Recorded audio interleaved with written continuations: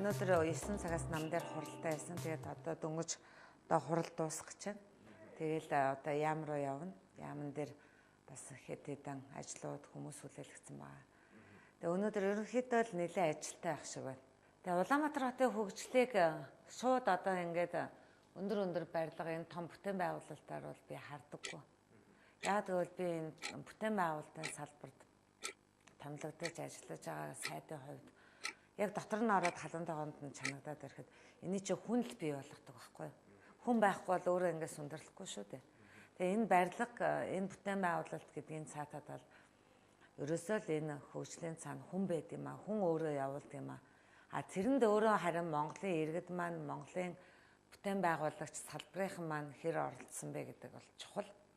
Тэгээ манай инженер техник, ялангуяа барилгын салбарын инженер техникийн ажилчид барилгачдын маань одоо тий хүч хөдөлмөр хөлс шингэж босч байгаа энэ байгууламжууд бол үнэхээр хөгжлөө өөрөө харуулж байгаа, хүнийхээ хөгжлийг давхар харуулж байгаа л гэж би боддгийг.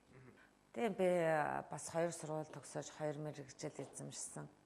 Аавынхаа хүслийг биелүүлсэн хүн гэж өөрийгөө боддог.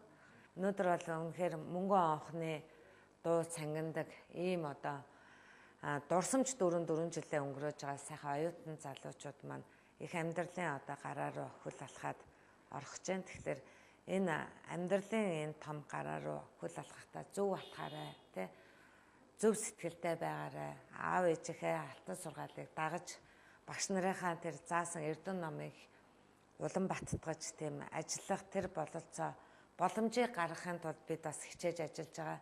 Тэгээд миний дүүнэр бас амьдралдаа алдахгүй төлөө тэгээд зоригтой, тэ тууштай, үнэнч тийм сайхан яваарай л гэж хүсье та. Амьдрал чинь үргэлж өөдрөг байх болтугай. Саад бэрхшээл болгоныг даван туулаарай, тэрний цаанд бэлэг байдаг юм шүү.